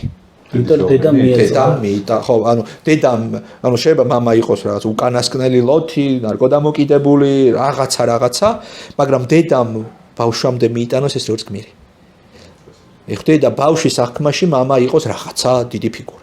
ამ პირიქით რომ მამა იყოს რაღაცა შეიძლება ძალიან მოწოდების სიმაღლეზე ბავშვთან ურთიერთობაში, მაგრამ არ არის რა მოწოდების სიმაღლეზე დედასთან ურთიერთობაში. დედამ თავისი პრობლემები მამასთან მიიტანოს ბავშვთან, როგორც მისი პრობლემები მამასთან. სხვათა შორის მსგავსი პრობლემა ხშირია, როდესაც წყვილი დაშორდება ერთმანეთს და აი მე ძალიან ვემხრობი ამ იდეას, რომ თუ შენ არ გიყვარს შენი შვილის მეორე მშობელი, შენ გაგიჭირდება შენი შვილის შეყვარება. ისე შალვა მონაშვილი ახსენე და ზუსტად ანალოგი. თუ შენი ცოლი არ გიყვარს, კარგი მამა ვერასოდეს ვერ იქნება. და პირიქითაც, ეხლა რა თქმა უნდა, პირიქით. ავხსნათ, ძალიან ისეთ საფუძველია გამაც. შეხედე, ბავშვი არის ორი ადამიანის გაერთიანება. ანუ მასში არის დედაც და მამაც. მე თუ არ მიყვარს ბავშვის დედა, ყოველთვის როცა ბავშვის დედის თვისებებს დავინახავ ბავშვში, მექნება ის უარყოფითი ემოციები ბავშვის მიმართ, რაც დედის მიმართ მაქვს. და პირიქით. ოღონდ ეხლა სიყვარულს რომ ქალვაჟურ სიყვარულს არ გულისხმობ, ადამიანურ სიყვარულს გულისხმობ, მიხვდი? პატივისცემას გულისხმობ, მიღებას გულისხმობ და ის ძალიან ხშირი არის ხოლმე, რომ დაუშვათ აი ბავშვის მამა არის, ну რაღაცა სპეციფიური ხასიათის მქონე, დაუშვათ რა ხასიათია. ну რაღაცა ძალიან მხიარული, ტაშფანდურა ცოტა შევა უპასუხებლობაში გადაუვიდეს და ყოველთვის როცა პატარა უპასუხებლობას დავინახავ ჩემ შვილში, მაშინვე იდენტიფიცირებას ვახდებ მამასთან და ამას როგორც ნეგატიურ თვისებას ისე უსვავ ხაზს. ეხლა ეს რას იწევს? ეს იწევს იმას, რომ მამის ეს თვისება კიდევ უფრო არასოციალური და გაუარესებული სახით ხდება შვილში. რატომ? იმიტომ რომ მე რო არ ვიღებ რაღაცას ბავშვი, ის იწყებს გაუარესებას და გაფუჭებას მასში. ეხლა ეს დაახლოებით რას გავს, იცი? ეს დაახლოებით გავს იმას, რომ დემონიზაცია მოხდა რაღაცა თვისების. მაშინ როცა ამ თვისებას ქონდა დადებითი პოტენციალი და რესურსი. მე რომ მიმეხო ეს, ტრანსფორმაციას გაუკეთებდა უფრო ჯანსაღი სახით და უპასუხისმგებლობას გადააქცევდა ოპტიმიზმად, სიახლეების სიყვარულად, რაღაც სუბუქ და პოზიტიურ ხასიათად. ამიტომ ნახე პირველ რიგში რაც უნდა გავაკეთოთ, ვცადოთ, მოდი ხა სიყვარული ჩავშალო, ვცადოთ მეორე ხარის ბავშვის მეორე მშობლის მიღება, როგორიც არ უნდა იყოს ის. მიღება არ ნიშნავს, რომ მე მომწონს ეს თვისება, მიღება ნიშნავს, რომ მე მესმის, რომ მას ეს თვისებები აქვს და მე არ მეზიზღება მასში ეს თვისებები. მე ვაცნობიერებ იმას, რომ რაღაცა გარკვეული ახსნის შედეგად მივიღეთ ეს შედეგები იქ. აი სხვათა შორის აქ ძალიან გვადგება ენიაგრამა.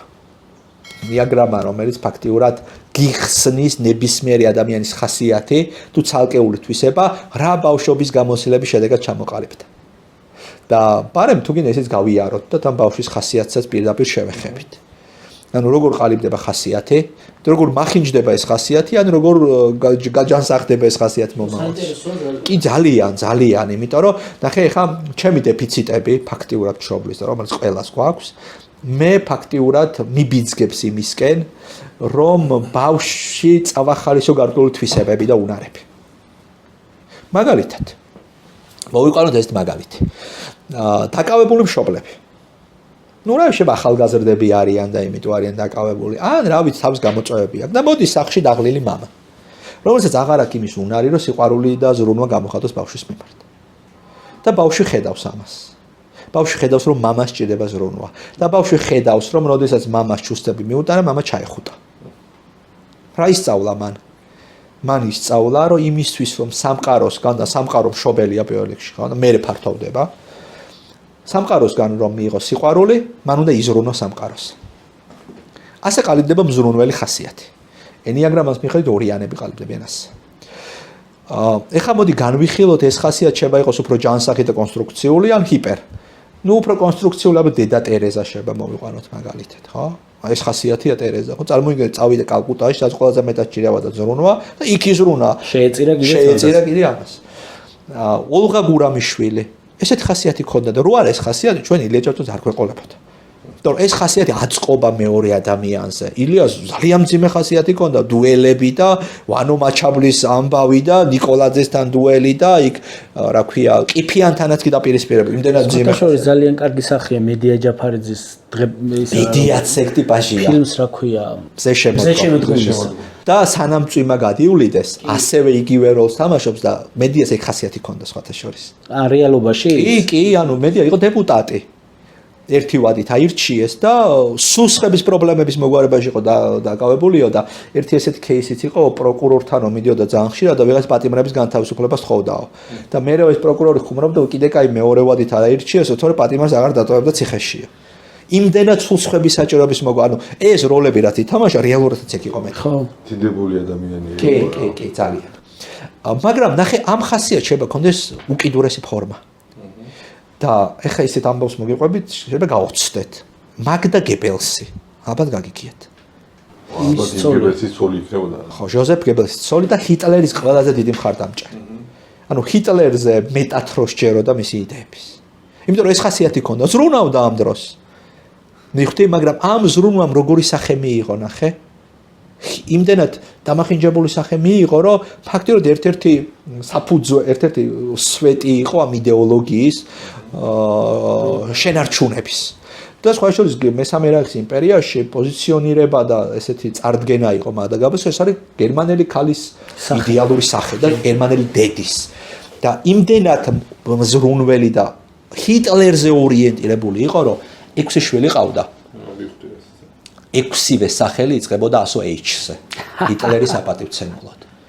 და ეხლა ისეთ ისტორიას მოვყევი, რომელიც ალბათ არის ყველაზე უფრო მძაფრი და დრამატული ისტორია რაცობის ისტორიაში. როდესაც მესამე რაიხის იმპერია დაეცა, მან საკუთარი შვილები დახოცა. და არგუმენტი იყო ასეთი, რომ სამყარო, რომელიც იქნება ფიურერის შემდეგ, არ იმსახურებს იმას, რომ მე და ჩემმა შვილებმა მასში ვიცხოვროთ. და ყველაფერი ეს აი ამ ზრუნვის კონტექსტში გადიოდა, უყურეთ, ეს არის რაღაცა ჰიპერფორმა ამის, მიხვდე? უფრო ფანატიზმში გადადის ჩემი. იბა უკიდურესი ფორმა ამის. და ყველაფერი ამას ქონდა ბავშვობის საფუძველი. ბავშვობის? კი. მაგდა გებელსი იყო როგორ არასასურველი ბავშვი. კერძოდ როგორ, ნახე, დედამისი მუშაობდა დამხმარეთ, მოახლეთ ეგრეთ წოდებულ არ ვიცი როგორ არის უფრო კორექტული ფორმა ამის. ერთ-ერთი ინჟინერის ოჯახში და დაორსულდა მისგან. და ეს კაცი იძულებული იყო ამის გამო ცოლად შეერთო ეს ქალი. თუმცა ქონდა საშინელი ზიზღი იმ ადამიანის მიმართ, ვინც იძულებით ქორწინება აიძულა თქო შვილის მიმართ. და არის ისტორია შემონახული, რომ პირდაპირ ეუბნებოდაო, რომ ესმაკის ნაშიერია ეს ბავშვიო, როგორ შეიძლება ბავშვს ესეთ ცივი გამოხედვა ქონდესო. ანუ უზარმაზარი ზიზღი. ნახე, ეს არის უარყოფის გამოცდილება. ეს არის გამოცდილება, რომ მე სამყაროს არ მჭირდები. ეხლა ნახე, შემოდის მერე მეორე გამოცდილება. რა შემთხვევაში მიმიღებ სამყარო? როდესაც დედამისი მეორედ გათხოვდა, ისი მეორე ქმარი იყო საკმაოდ მზრუნველი, მხარდამჭერი და ისეთი, ვინც რაღაცა საჩუქრებს ყიდულობდა მაგდას, ვინც რაღაც ხარს უჭერდა ზრუნავდა მასზე. და ნახე, მან მიიღო მაგდა მეორე გამოცდილება. მე სამყაროს ვჭირდები, თუ ვიქნები ორიენტირებული მხარდამჭერი მისი. ამიტომ ნახე, როგორი უკიდურესი სამყარო გაჩნდა მის ფსიქაში, 64 და ჯოჯოხეთი გაჩნდა. ერთი სადაც სამყაროს ის არ ჭირდება და მეორე სადაც ის სასურველი. ეხლა მაგდას ფსიქიკაში ეს ბავშვობის ამბები გადაითარგმნა ასე, რომ ჰიტლერის იმპერია და ჰიტლერი არის მეორე мама, რომელსაც მიმიღო, ოღონდ მსხვერპლს ითხოვს ანაცვლოდ. დიც. მაგრამ ამის გარეშე მე უბრუნდები პირველ მამასთან. რომელიც ჩემთვის არის წარმოუდგენელი. იმდენად რომ სიკვდილი მირჩევნია. იხდე? ნახე, აი მისი სუბიექტური აქმიდა რომ შევხედოთ, ეს არის ჯოჯოხეთი.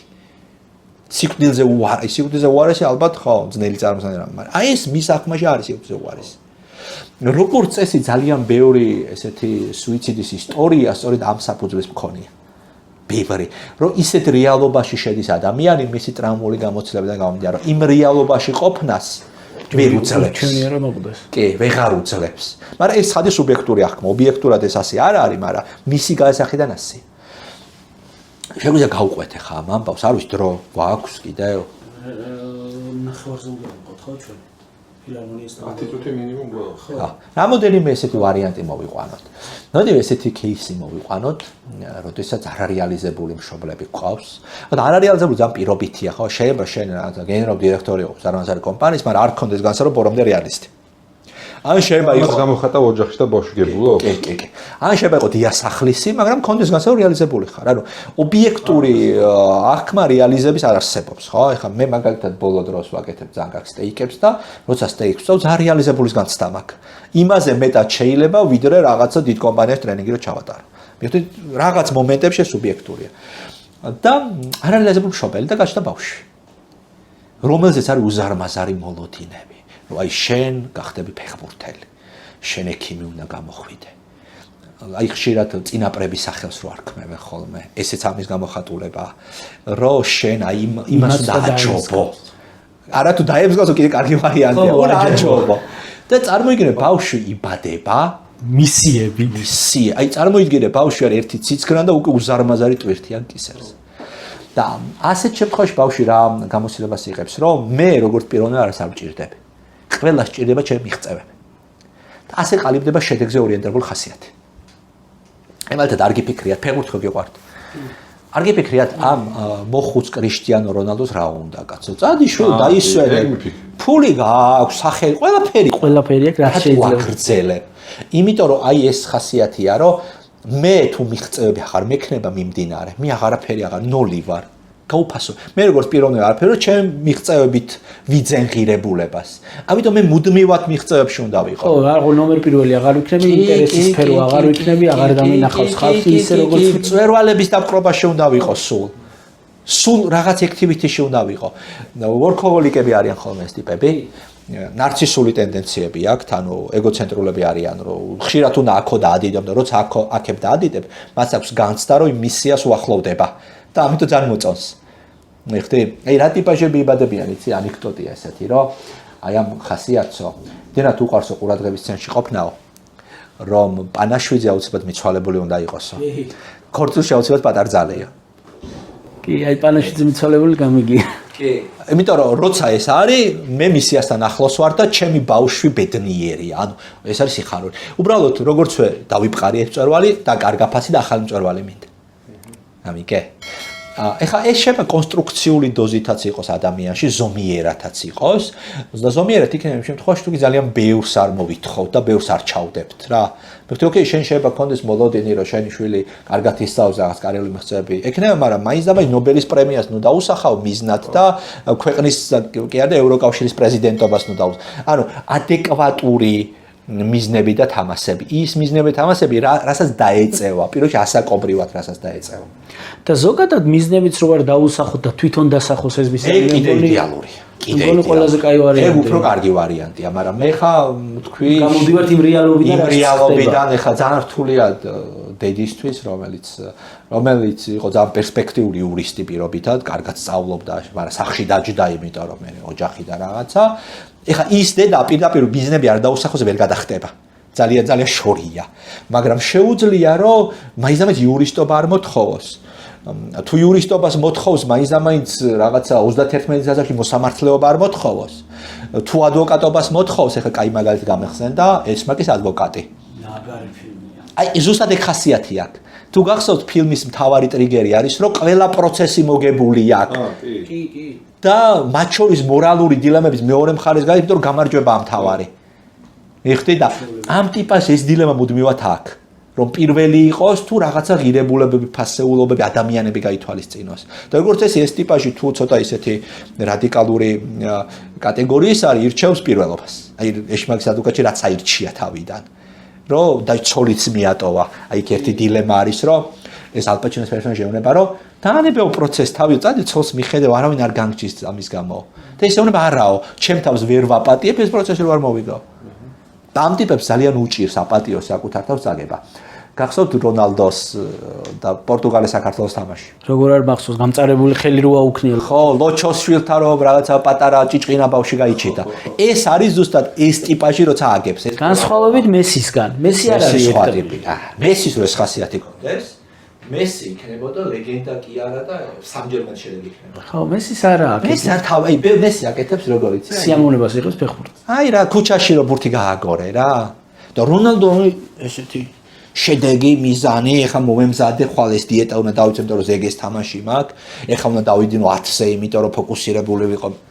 მიხდე? ანუ მარტო მიზანი. ორი რადიკალური ის თქვით ერთი გადარეულია იმაზე, მეორე ის სხვა ხასიათია. ნუ წარმატებული. იმიტომ რომ იმან ნიჭის ხარჯზე მიაღწია. მიხდე? მე რონალდო უფრო მიყვარს, იმიტომ რომ ნიჭის ხარჯზე მიღწევა შენი არ არის ჩემი აზრით რა. მაინც ზევიდან არის. თან ახლა რონალდო ჩემთვის იცი მაგალითია. მაგაში შეიძლება ვერ დაგენთახო, იმიტომ რომ ნიჭის ხარჯი ნიჭი ბევრს ჰქონდა, აი მაგალითად კინქლაძე ავიღოთ, მაგრამ თუ შრომ არ მიაშველე ნიჭს, დოზას ხო აქვს ნიშნულობა. დოზას აქვს კი. აუ ეს კითხვა მინდა აუცილებლად დავსვა, ესეც ძალიან მომწონს.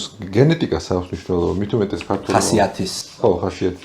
ქართულებმა ვიცით ხოლმე რა, სიტყვაზე სვანები ისეთები დინჯები არიან და შემტევები, იმერები უფრო ის რაღაცა დოუნანა ხალხი რაღაც. ეგ გენეტიკა არ არის, ეგ არის სოციუმი. ეხლა ანუ მე იმერელი ვარ და იქ რაც უნახე, იმან მასწავლა ეს. ანუ გენეტიკურად კი არ გამოყვანა ახლა აი გენეტიკას მე ვიტყვი რაღაცას რომ აუ პაპა მისის ხასიათი აქვს. აჰა, თუნდაც ეგ. კითხვი ძირითადი 9 ხასიათის ტიპი არსებობს. ეხლა შენ ხასიათის გაქვს, ვინმე შენი წინამიდან ეს ექნება.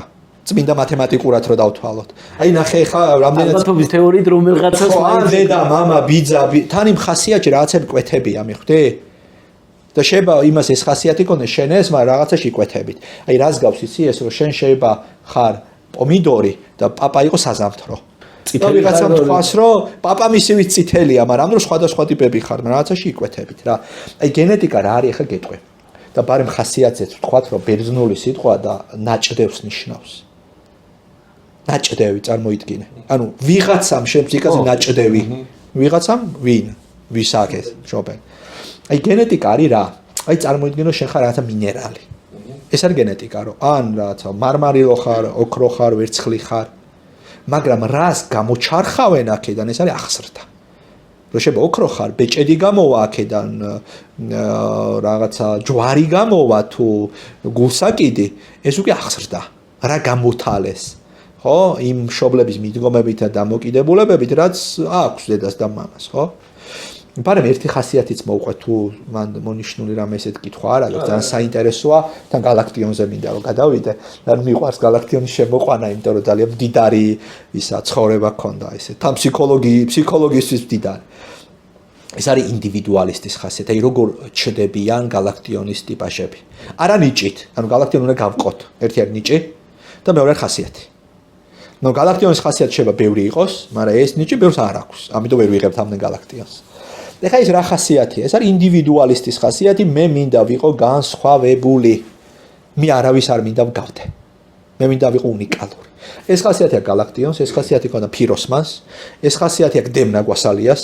რაც თორე შემოვიტანოთ. ეს ხასიათი ბევრია მოდელიანი, ეგონშილე, მხატვრები. კრისტიანო რონალდო სხვა არის. არა, აქ ეგ ხასიათი განსხვავებულობა. ეს უფრო დრამა ქვინებია, დრამაკიე. ძალიან ემოციურები, სენსიტიურები არიან. ეხლა ამ ხასიათის ფეხბურთელები ცოტა არასტაბილურები არიან ხომ. ძალიან აი ბაჯო იყო ამ ხასიათის. ძალიან შემოქმედებითი, მაგრამ აი როგორ ხასიათზე იქნებოდა რა. მიხვდე, ანუ შეიძლება უცებ გაგიფუჭდეს ხასიათი, ამ ტიპის უცებ უჭრება ხასიათი, იმიტომ რომ ქუჩაში ვიღაც არ მოგესალმა სათანადოდ და უცებ აიჭერი და ემოციები მოგაწვა. მიხვდე, ეს ხასიათი არის გამძაფრებაზე ორიენტირებული და არ მოწონს არაფერი ჩვეულებრივი. არც ურთიერთობა, არც ცხოვრება, ტერენტი გრანელი მაგალითად. მიხვდე, ამიტომ არის რომ galaktioni ჩვეულებრივ ვერ ურთიერთობდა, ჩვეულებრივ ვერ ცხოვრობდა, ჩვეულებრივ ვერ მეგობრობდა და ვერ ჩვეულებრივ წერდა. ბავშვებშიც ეს ძალიან მნიშვნელოვანი, იმიტომ რომ ესეთი ბავშვები, ესეთ ხასიათის ბავშვები არიან ძალიან ემოციურად ცვალებადები, ძალიან მომთხოვნები და ემოციური კავშირის მსურველები. ანუ ძალიან ღრმა ემოციურ კავშირს ითხოვენ. ხდე? და პატარა რაღაცაც კი საკმარისი იყოს, რომ ძალიან შეეცვალოს ხასიათი. აი რაღაცა ფაიფურის ლარნაკი რო წარმოიდგინო, ძალიან ესთეტიური ლამაზი განსხვავებული, მაგრამ მალე იკაწრება და მალე იმსხრევა. და ძალიან უნდა გაუფრთხილდე რა. ეხლა პოეზიას რო გადავხედოთ გალაქტიონის და ტერენტის სავსეა აი ასეთი ეპიზოდების გადატანით პოემაში, რა ქვია, რითმებში. აი პირობითად ნახოთ, ალბათ ქუჩაში არ ვიცი, დაოჯახებულები ხარ ადრე. ვიღაც ხალი მოგწონებიათ. და მე როგორ განვითარდა? მომეწონა და გამარჯობა. დაგაზანდება. კი. იმიტომ შენ ეს ასეთი არის. შეიძლება გამიბედია კომპლიმენტით მეთქვა ხოლმე. მომწონა. მაგრამ მორჩა. ეხლა გალაქტიონთან რა მოხდა? ამ პატარა იმხელა ემოციები წამოიღო და იმდენად ფანტაზიით როლში შევიდა, რომ დაწერა მერი. და მერი რა ლექსია, ხო? მერი არის ისტორია კაცზე, რომელსაც სიგიჟემდე უყვარს ქალი, ქალსაც უყვარს და ქალი გაათხოვეს სხვაზე. და მე ეს კაცი მიდის ტაძარში და გლოვა იყო თუ ჯვარის წერა ვერ გაო, ლოდებთან ვიღაც მწარედ გოდებდა და ბეჭდების ფლობს გარში ფანდავდა. იყო ობლობა და შეწოდება და სასაუსკის ღე არ გავდა. ანუ მთელი დრამა შექმნა ისტორიიდან, რომელიც არაფერი არ არის. და ინახა ქალი. ანუ ერთმანეთს არ იცნობდნენ და მაგარ რაღაცას გეტყვი, რომ ლექსის დაწერიდან 3 წლის შემდეგ გათხოვდა მერი შერვაშიძე. გათხოვილიც არ იყო. ყველაფერი ეს არის ფანტაზია. ისე როგორც ფანტაზია არის მოხუცი მამა სასხლავით ხელში დადის ვენახში. ამ დროს მის გარდაცვალებამ, დაბადებამდე გარდაიცვალა მამა. ეხლა ანუ აი ასე, ეხლა ძალიან მაგარი კითხვა. როგორ დაიწერა სოფლიოში ყველას გაყიდვადი წიგნი? ჰარი პოტერი. აი ესე დაიწერა. ხო, ფანტაზია. ოღონდ როგორი ფანტაზიით იცი? ფანტაზია, რომელიც რეალობაზე უფრო ცოცხალი. ანუ ამ ტიპას აქვს უნარი, რომ წარმოსახვა უფრო რეალური იყოს, ვიდრე რეალობა. ეხლა აი რატო არის რომ ბავშვებს მოწონთ ჰარი პოტერი? იმიტომ ძალიან ცოცხალია. ხელშესახებია რა. ეხლა მე რომ აღწერო, ლადო ისე ვერ აღწერო, როგორც ჯოან როულინგმა აღწერა რაღაცა ვოლდემორი მაგალითად, რომელიც არ არსებობს. რაღაც, ხო? მიხვდი? და საიდან მოდის ეს? ნახე ბავშვობის რა გამოცდილება. ესენი არიან ბავშვები, რომელთაც დააყდათ ემოციური კონტაქტი მშობლებთან. და ნახე მე ბავშვმა იპოვა გზა ემოციური კონტაქტის ინტენსიური როგორ გახადოს ემოციური კონტაქტი. ნახე აი პირობითად თქვენ თუ ყურადღებას არ მაქცევ, როგორ მივიქციოთ თქვენ ყურადღება? ფანტაზიით. ფანტაზიით, რაღაც ეპატაჟური და რაღაც შემოქმედებითი და მეორე სიმძაფრით.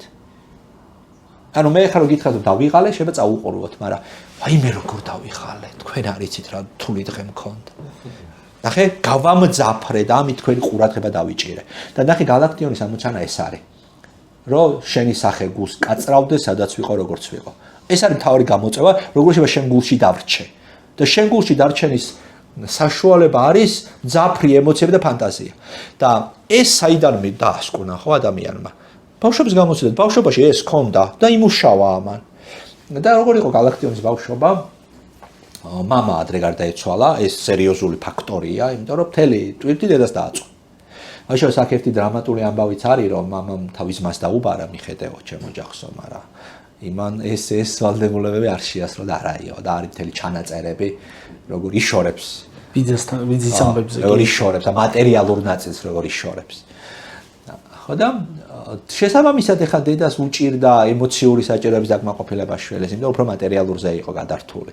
მით უმეტეს მამის ანდერძით ეს იყო, რომ ბავშვს კარგი განათლება მიეციო, მაშინ კარგი განათლების მიცემა ძვირი ჯდებოდა ბევრად.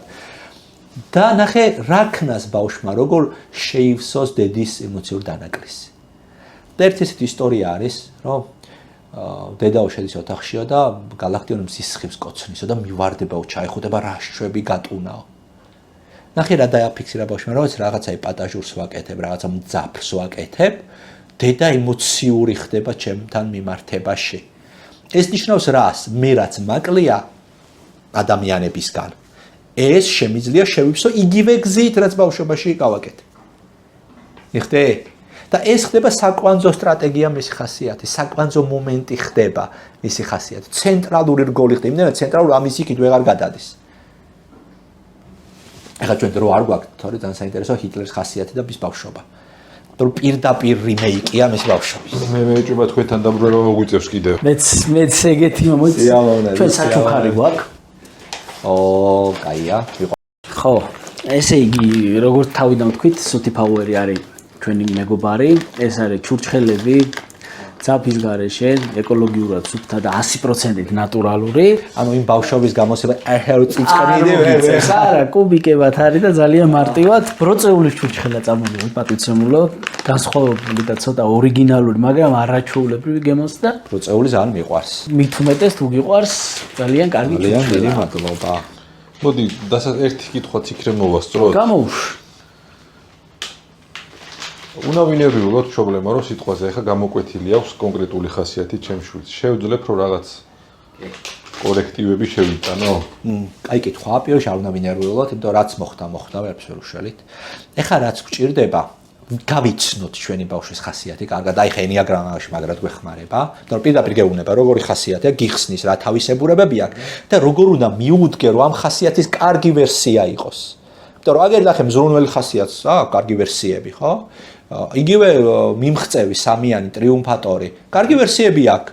ხო, უამრავი ცნობილი ადამიანია, ჯეფ ბეზოსიც კი ამ ტიპაჟის არის პირობითად, ხო? კლეოპატრა, იულიუს კი ბევრი სხვადასხვა ამპლიტუდის არის ეს ხასიათი. უბრალოდ თავარია შენ ეს გაიგო და დაეხმარო რომ კონსტრუქციული ვარიანტი იყოს ამ ხასიათის. ამიგე არ უნდა დავშო თუ მზრუნველია, დაეხმარო რომ ზომიერად მზრუნველი იყოს. და მიზნობრივად. არა, თავისთავად მოწონს, იმიტომ რომ ეს სტრატეგია მან იცის, მისთვის ეს ნაცნობია, მაგრამ ხელი შეუწყო სხვა სტრატეგიებიც გამოს. ანუ პირობითად ნახე მე ვიცი, რომ მზრუნვით ადამიანების სიყვარულს დავიმსახურებ და კლასში ყველაზე ვზრუნავ. მიხვდე? მოდი ახლა მამიკო ვცადოთ რომ ადამიანების პატივისცემა დავიმსახუროთ არ მარტო ზრუნვით, არამედ მოდი მიღწევებითაც დავიმსახუროთ. მოდი ცოტა ის შევიტანოთ, რომ შენს კარგი ნიშნები გყავდეს, განა ის რომ დაეხმარე შენს მეგობარს გაკვეთილი და იმან კარგი ნიშანი მიიღო. მოდი შენს კარგი ნიშნები გყავდეს. მოდი ახლა ვცადოთ ინდივიდუალისტი 4-იანის სტრატეგია შემოვიტანოთ, ხო? მოდი ვცადოთ რომ რაღაცა განსხვავებულად გააკეთო. ხო? ნახე, არ წაახალისო ზედმეტად ის სტრატეგია, რაც ისედაც აქვს. რომ ეხლა ცდილობს რომ იზრუნო შენზე და უთხრა რომ მამიკო მე ისედაც მიყვარხარ, არ არის ამდენი ზრუნვა საჭირო. მე ისედაც მეძვირფასები და მოდი ახლა მე ვიზრუნებ შენზე. მოდი ახლა მე მოგიტან ჩუსტებს და ჩაგაცმევ ბეხსაცმელს ან რაღაცა ჩაის გაგიკეთე. ეხლა ეს რა არის? ეს არის გაფართოება შენი ფსიქიკის რუკის. აი NLP ვახსენე და NLP-ს ერთ-ერთი თავარი რასაც გაძლევს NLP, გეხმარება რომ შენი ფსიქიკის რუკა გააფართო. ეს ნიშნავს რას? რაც უფრო ფართოა შენი ფსიქიკის რუკა, მით უფრო მოქნილი და ადაპტური ხარ და მით უფრო მარტივად უმკლავდები ცხოვრების გამოწვევებს. და რაც უფრო ვიწროა, მით უფრო მალე გაიჭედები პირველივე კრიზისის დროს. იმიტომ რომ ერთი სტრატეგია გაქვს მარტო და ეს სტრატეგია არ მუშაობს. ანუ ნახე ეხა პირობითად შენი ქმარი ან ცოლი შორდება. როგორც წესი ამ დროს რას ვაკეთებთ? თუ არ გვინდა რომ დავშორდეს. ვაძლიერებთ იმ სტრატეგიას, რაც გვაქვს. თუ მზრუნველი ვარ, უფრო მზრუნავ, თუ მიმღწევი ვარ, არასამ არ დამშორდე, კაცო, ეხა დამაწინაურეს, აგერ ხელფასი მომიმატეს. მაგრამ იმას არ აინტერესებს, ეს არ მოქმედებს მასზე. არ სჭირდება არ ზრუნვა და არც ფული. მაგრამ მე არ ვიცი სხვა, მე არ მაქვს სხვა ინსტრუმენტი, მიხვდე? და ამიტომ ჩემი ქორწინებაც კრახს განიცდის. ან სამსახურშიც იგივე პრობლემა. აი პირობითად თქვენს რაზეც უნდა დაფიქრდეთ ეხა. რა სტრატეგიით ცდილობთ იშო სპონსორი? მეთქი ბავშვი პროექტებაში. ანუ ესეც кейსია, ნახე, საერთოდ იმ სტრატეგიით ცდილობ, რაც ჩემთვის ყველაზე ნაცნობია. მაგრამ ეს სტრატეგია შეიძლება ამ რეალობაში არ მუშაობს და საჭიროა ახალი სტრატეგიის დამატება. მიხვდი? რაღაცა განსხვავებულის გაკეთება, რაც არ გაგიკეთებია მანამდე. მიხვდი და ეს არის ხოლმე როგორც წესი კრიზისიდან გამოსავალი. აქამდე კულტურულად თავაზობთ, ეხლა დავემუქროთ ხოლმე. არა, ახლა შეიძლება გამოიყენო, აი სამიანი სტრატეგია რა არის, ე? რომ თუ კარები დაკეტილია, ფანჯრიდან უნდა შეხვიდე. ეს არის სამიანი სტრატეგია. თქვენ საერთოდ იყენებთ ცხრიანი სტრატეგიას. ცხრიანი არის ყველაზე მშვიდი, ყველაზე დიპლომატიური, ყველაზე თავაზიანი. აი თუ გნებავთ, იქნებ ჩვენთან რეკლამა განათავსოთ, ეს არის ცხრიანი. რომელიც ისეთი არა, სადღაც ძალიან მაგარია. მედიატორის სტრატეგია, ეს შევარდნაძე მართლა ეს ტიპი იყო, რომ მაგარანიქთოც მოგიყვებით და ვარე მორჩენ. აი ეს ტიპი იყო შევარდნაძე. ნუ ალა ის ურეკავსო, ასლანიო.